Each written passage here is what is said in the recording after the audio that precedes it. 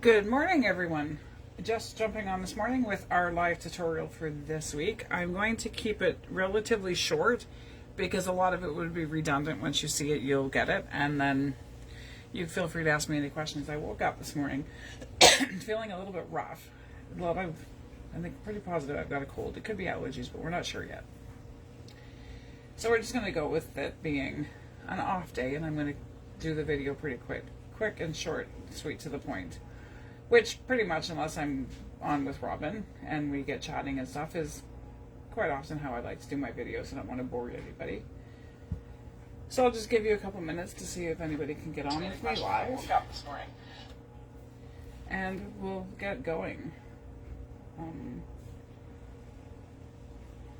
Okay, anyway. So a couple of things. The mini challenge that's happening right now is making clusters.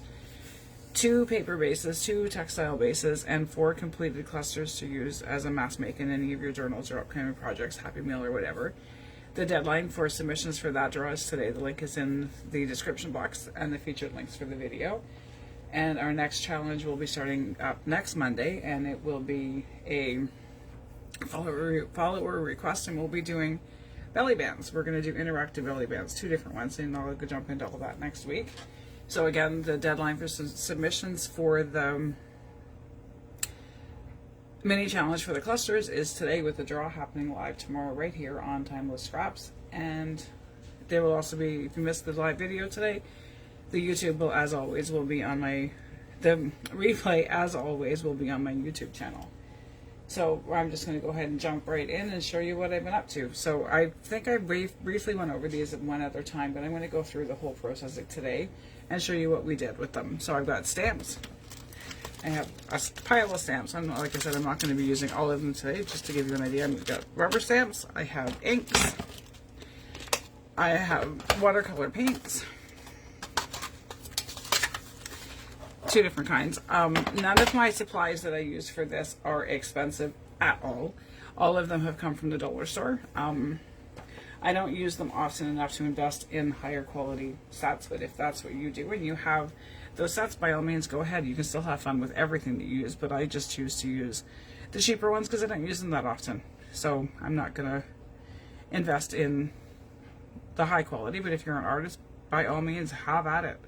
I'd love to see what you create with some of the higher quality paints, but the dollar store ones work just as well. So this is a sampling of some of the ones that we've already made. I have a little helper in my studio. So this is a project that you could do with your family. You could do it with your littles, you could do it with your grandbabies, you could do it if you babysit, any of those kinds of things, because it's messy, and it's supposed to be messy, and the end result is not. So these are some of the sample ones that I've done. And again, these are all done on watercolor paper. You can use graph paper, you could use book pages, whatever you wanted to use. These ones were done the way that I'm going to show you today. And then the other ones, I'll show you in a second. So these were all done in what I'm going to show you today. So just super quick, easy focal points that you can use on any of your embellishments. Move those out of the way. These ones were done by taking a sheet of watercolor, I think this was watercolor paper, this may have just been cardstock, I'm not sure, can't remember, and watercolor washing the entire sheet, stamping all over it, using words, other stamps, whatever, and then using some die cuts and stuff to cut out different shapes and things. So there's all kinds of different ways you could use watercolors in your books. So these are 2 sheets that I already have completed. I did these yesterday, so they'll be dry for today, so I can show you my method. And I'm going to do part of one page today with you to show you how I did all of that. And I'm going to coin a term from the Magic School Bus, Miss Frizzle.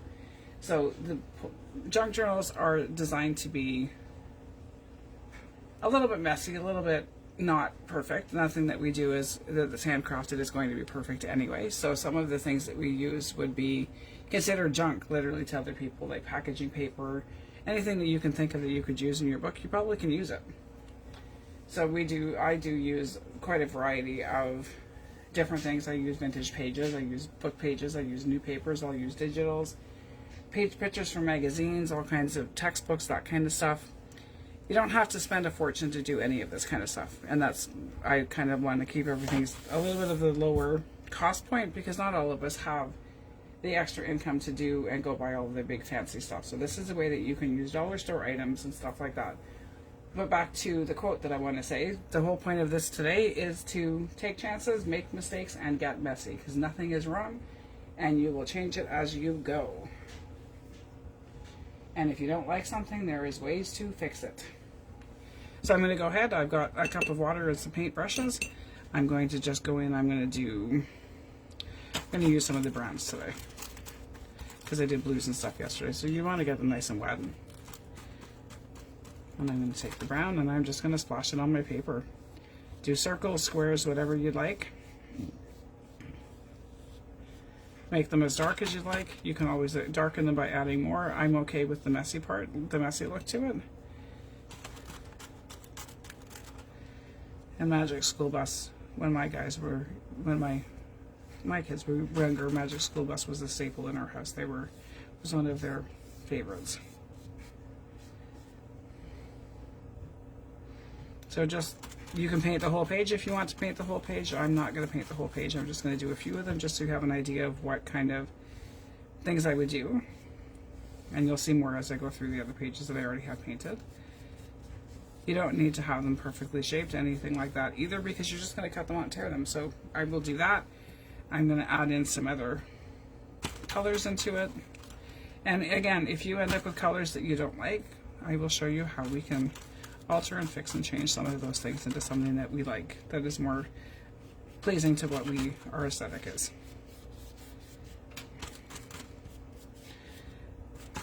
So just like that, I'm going to add in some other colors. You can keep adding, you can keep layering. I have some glitter ones. I have these ones here are metallic watercolors from the dollar store. I have some that are a lot more glittery than that from the dollar store as well.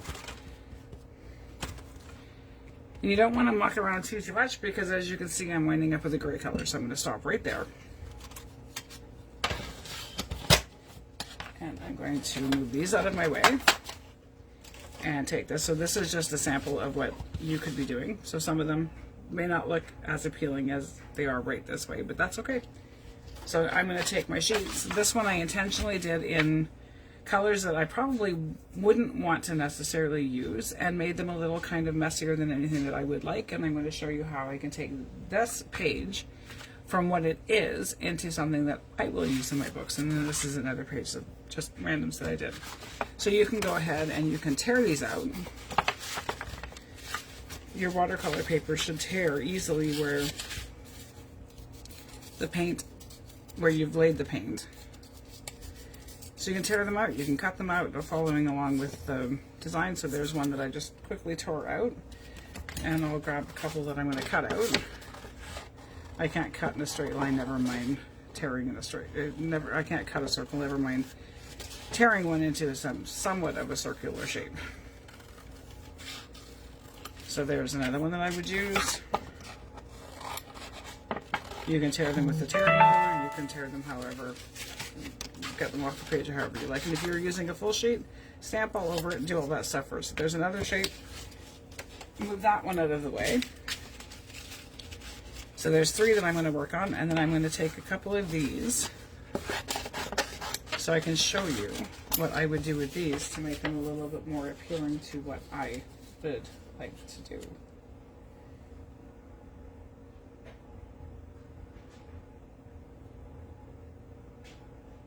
Now it's showing that I have comments, but I can't view them, so I think those 2 that are there may actually be the links to my YouTube channel for the replay video, or to the post for the mini challenge.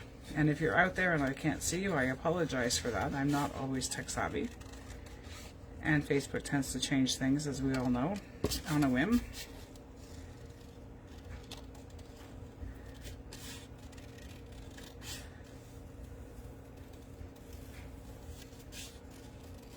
So you can do these however you'd like. You can grunge them up, you can make them neat and tidy, depending on the project that you're working on. So these ones, I'm not so keen on all of the bright colors in it. So I'm going to take a sanding block, just a cheap sanding block from the dollar store, and I'm going to age and distress some of this a little bit.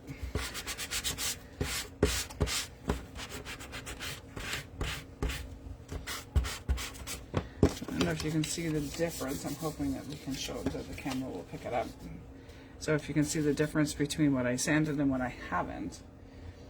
As I'm doing these, I just have to wait for the lag in my video to catch up so I can ensure that what I'm looking at is the right thing. So you can see a little bit of how just sanding this one changed it a little bit. It just knocked out some of the really intense coloring and made it a little bit more aged and vintagey. So I'm going to take a few of these and age them a little bit more. So I don't know if anybody who's followed me for a little while knows that grungy edges is kind of the look that I go for. So I'm going to grunge up all my edges first. You can do this after, you don't have to do this at all. But I like the way it looks. It just changes the whole theme of the piece.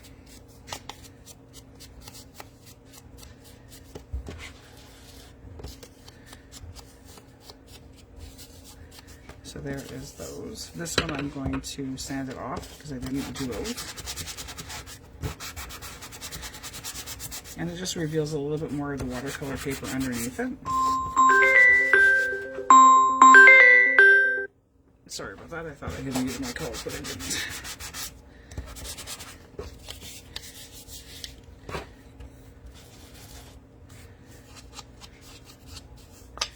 So you can stamp these with whatever. You could print out even a page of digital images, digital words, images, flowers, whatever you'd like in black and white or whatever colors, onto watercolor paper that you've already painted, or watercolor paper and paint over top of them.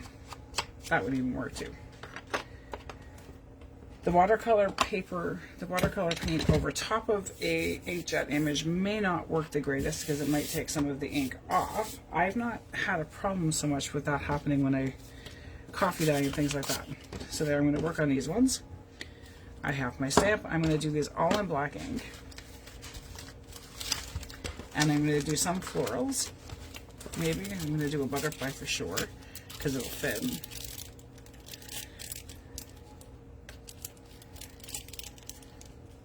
So even when you have something that you're not quite sure that you like it, you can alter it and change it to make it into something. So I'll show you the original sheet again with the sanded and inked edges and how it transformed the paper from something that was a little too bright and colorful and is a little more muted in something more that I would use.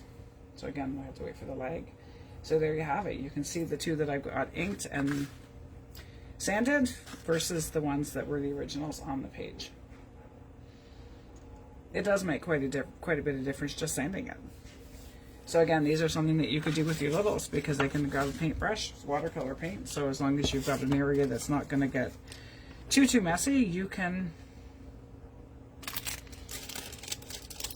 give them a paintbrush and give them some paint and let them have at it, and then you'll have something to work with to create whatever you'd like to create with their watercolor masterpiece art. There, I have my butterfly. I believe it should fit on my big circle. You can use any color ink that you'd like to do. You could even do doodles and draw. If you're an artist and you sketch and draw and things like that, you could even use any of your own talent to fill in. This isn't going to quite fit, but that's okay. So there is a stamped image. And now these I would take and further use them onto other projects. Like I would use this as a focal point on the journaling spot or whatever I happen to be working on then. You could use them as the focal point on bigger clusters, on belly bands, whatever. So there is one. I'll do a couple of words. I'll clean my stamps after, so nobody yell at me for not having clean stamps.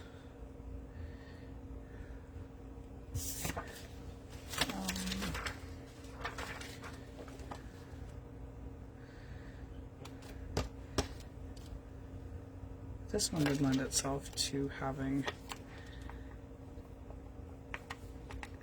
it will. So I'm going to do a frame on this one.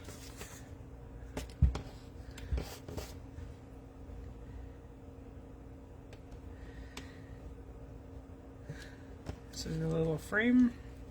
Take that off, and then I will put the word in it. The stamps that I'm using now came from the dollar store as well.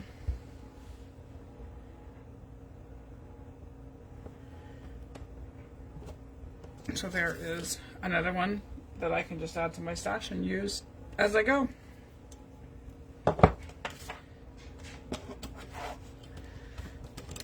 So that is that sheet.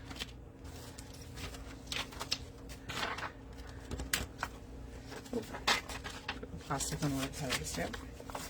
And I'm going to do some with some of the Tim Holtz Field Note stamps that I have. These are Stampers Anonymous.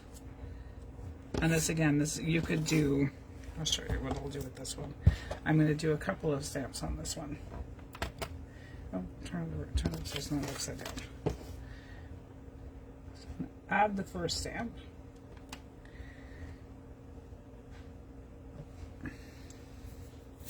And then I will take a couple of the other ones.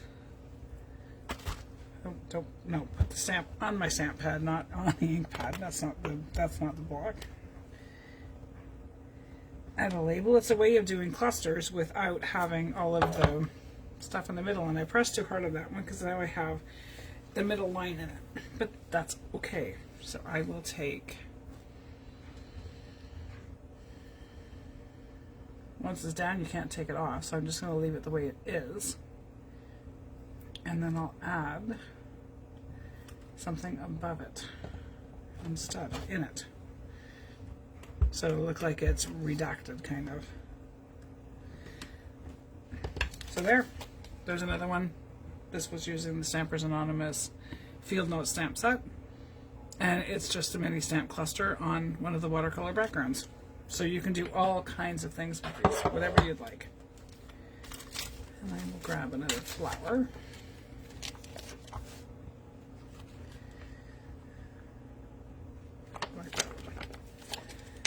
And you could use whatever color ink you want.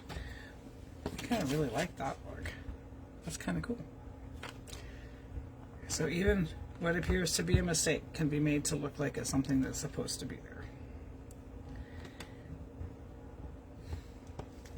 And there's a flower. Sorry for the noise.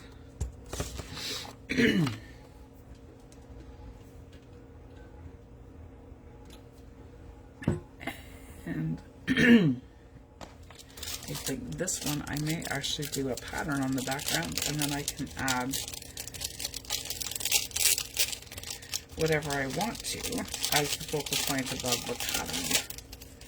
So I'm going to use a stamp that will cover the whole thing. Let me see. Yeah, that one covers most of it.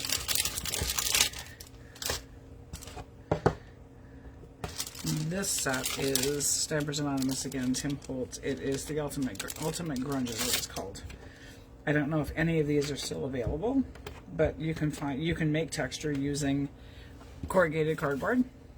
You can use, to make texture, you could use stencils to stamp through.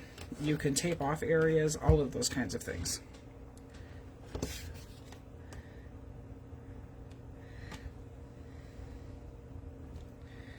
And there's that, and then that one I would add a focal point to it, and let me see what I have close enough that I can show you what that would look like. Do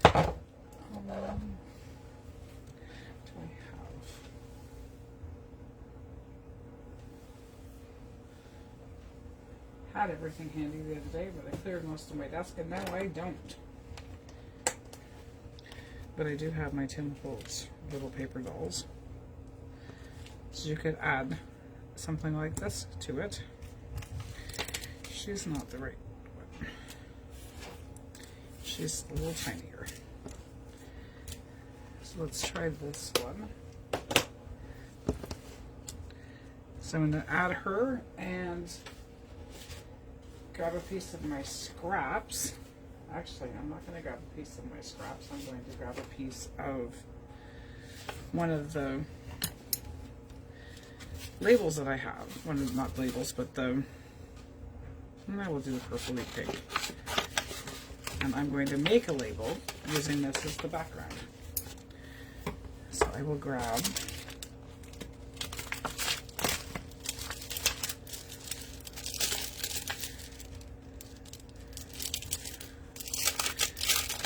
this set was gifted to me by Lisa. Thank you. I haven't actually used it yet, so this was a good thing for me to pull out for this one. I'm going to add the word journey completed.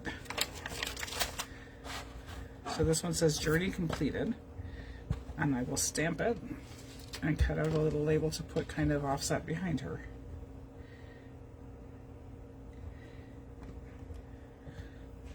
So normally I would stamp a bunch of words on the whole thing, but this, for the sake of time, I'm not going to do that right now. I'm just going to cut it out.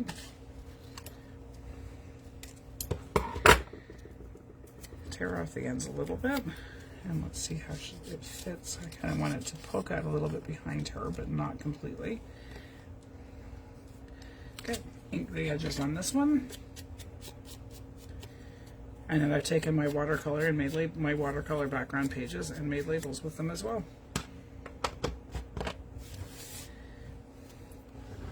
And I will glue this down. I have a tiny little piece of cheesecloth over here that I'm going to throw underneath everything. So I'm going to flapper tuck first. This way.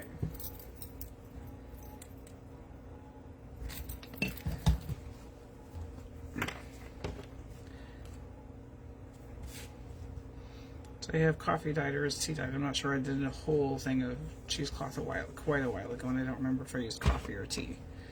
So I'll just stretch it out, make it a little grungier and messier.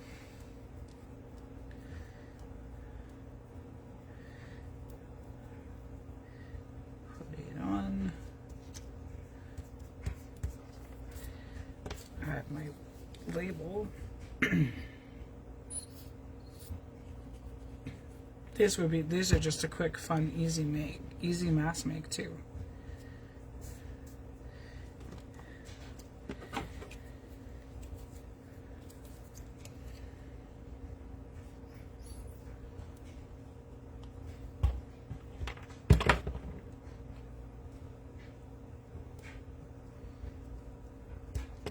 So there you have it. Two different ways, three actually in this one.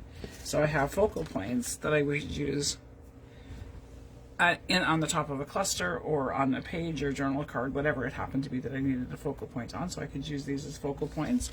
I have this one that I probably would use as a standalone tuck spot, maybe add an eyelet and a dangle or something to it and make it into a standalone tuck spot.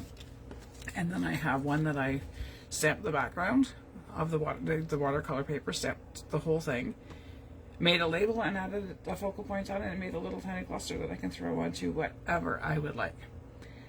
And my voice is starting to go a little wonky, so I'm going to cut my video off in a minute, but just wanted to make sure you remind again that the mini challenge for this week is due today, and the draw will happen tomorrow for the clusters. Again, there's a link to that post in the description box. And have a great day, and I will see you back here tomorrow for the live draw for the Happy Wheel for the mini challenge. Okay, anyway, have a great day. Bye, everyone.